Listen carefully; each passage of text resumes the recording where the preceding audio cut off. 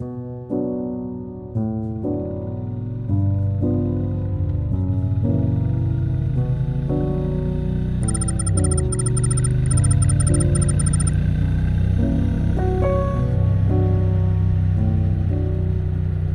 is Route 224, southeast of Estacada, Oregon, and about an hour outside of Portland.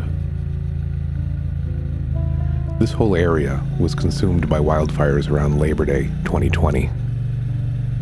This one was called the Riverside Fire, and it burned through almost 140,000 acres of federal and state forest, along with some private property. But it's still such a beautiful place to ride, and I feel lucky to be here.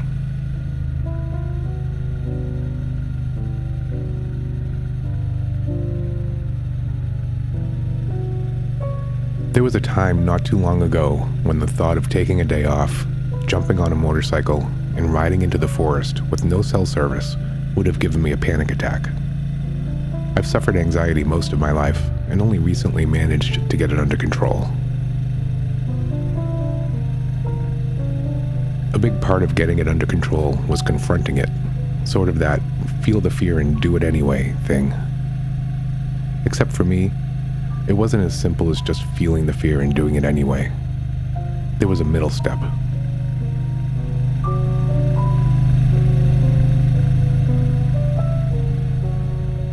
If you're dealing with fear and anxiety around motorcycle riding, I think that's perfectly normal.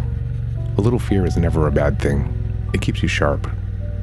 But overwhelming fear and anxiety could lead you to avoid riding. You might decide to sell your bike instead of coping with riding anxiety. If you've never ridden and want to, fear may be holding you back from jumping into it. I don't have any magic answers here, but I want to share how I managed my fear and anxiety around motorcycling, and hopefully it can be of some help.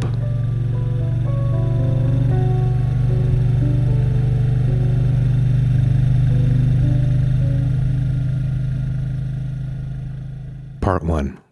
I went through some things.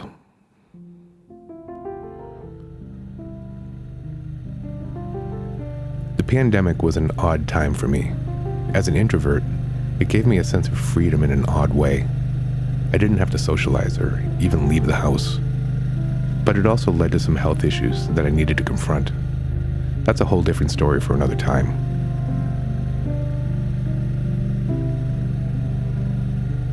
Suffice it to say, I came out the other side just fine, and somewhat reborn. I felt alive again for the first time in a long time. Fast forward to last year, when I had some minor, unrelated surgery. Normally, I would have been scared to death to go under the knife, but instead I was calm and looking forward to life after having a hernia. Almost immediately after I healed up, I bought myself a scooter, all filled with confidence and newfound energy. But I wasn't over my anxiety, and for the first few days, I dreaded riding it. I was petrified. I thought I made a huge mistake. I hadn't ridden a motorized two-wheeler in quite some time, and I'd lost all of my confidence.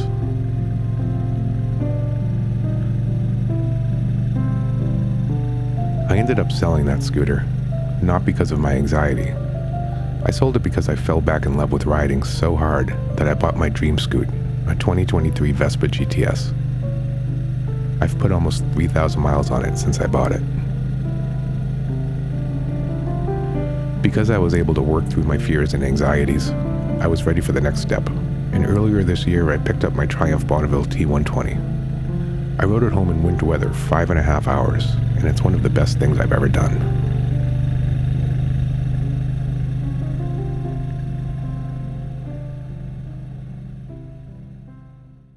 Part 2. Cataloging your fears. What are you afraid of? I mean, what are you really afraid of?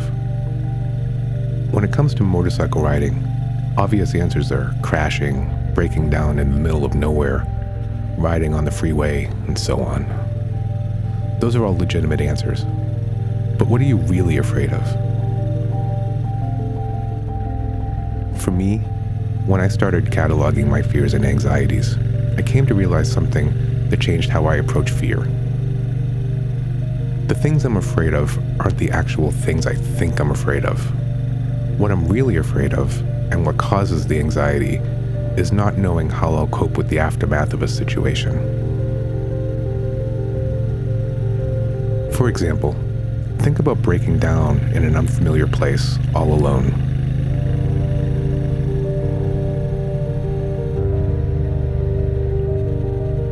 Are we afraid to break down, or are we afraid we won't know what to do if we do break down? Who will we call? We'll be completely alone and helpless. That feeling of being alone and helpless is what I actually fear. Stuck on the side of the road, alone, with no one to call. That's terrifying to me. But it's so easily mitigated by being prepared.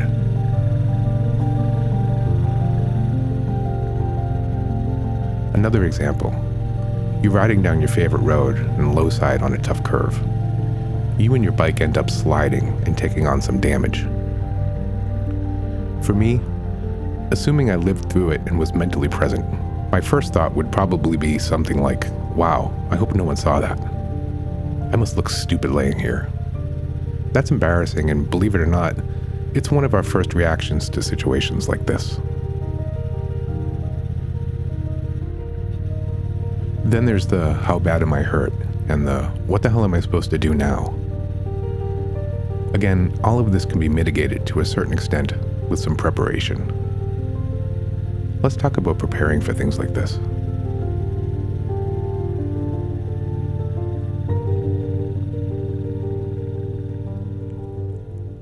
Part 3, planning away your fears.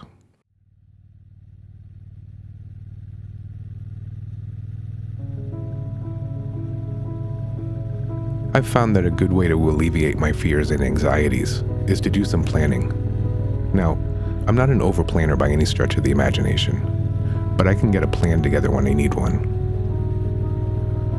Planning for me is more about preparing for the unexpected than knowing the exact route I'm going to ride.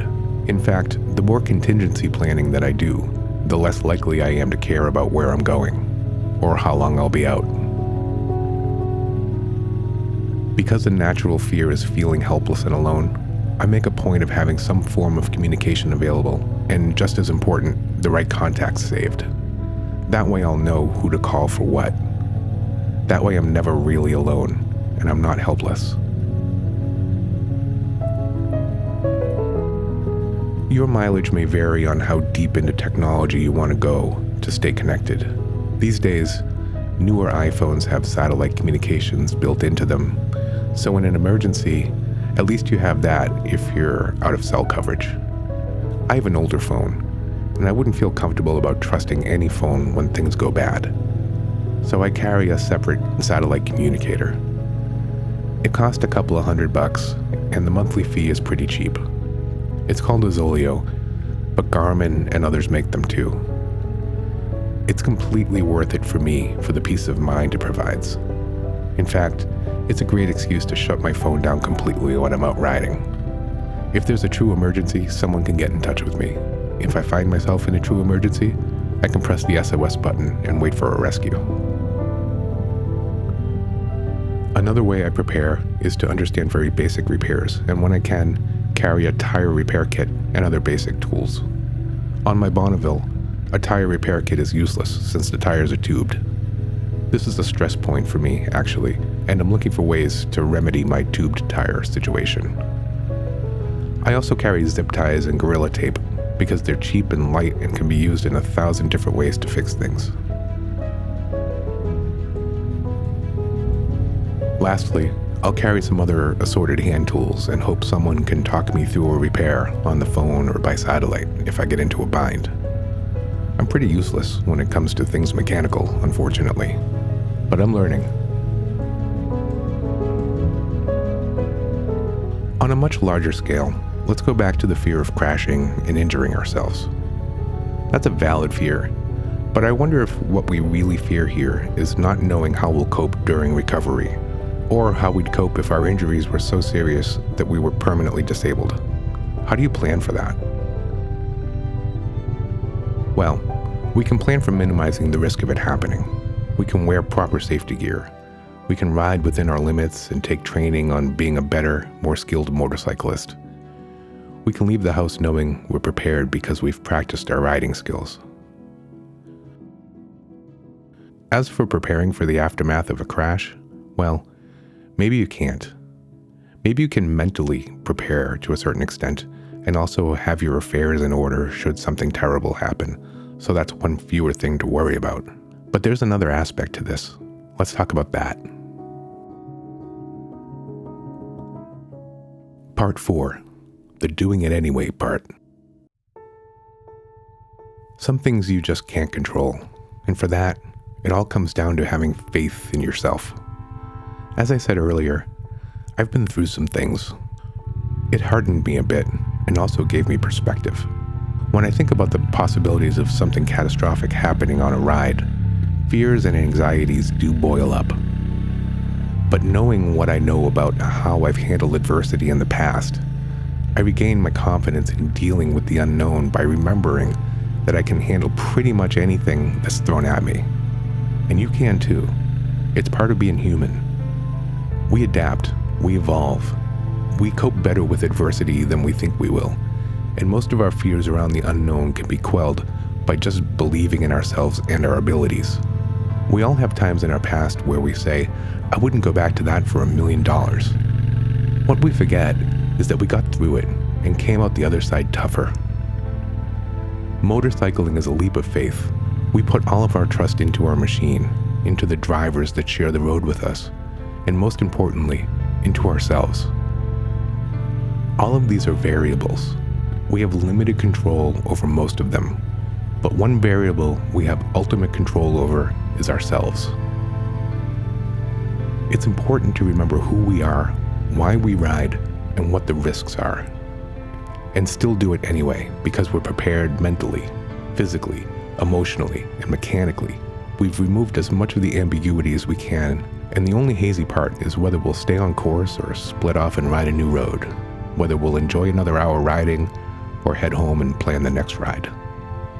So instead of feel the fear and do it anyway, I say, feel the fear, understand it, plan through it, and do it anyway, but this time with more confidence and less anxiety. That's too long to fit on a t-shirt, but it's a good way to live nonetheless.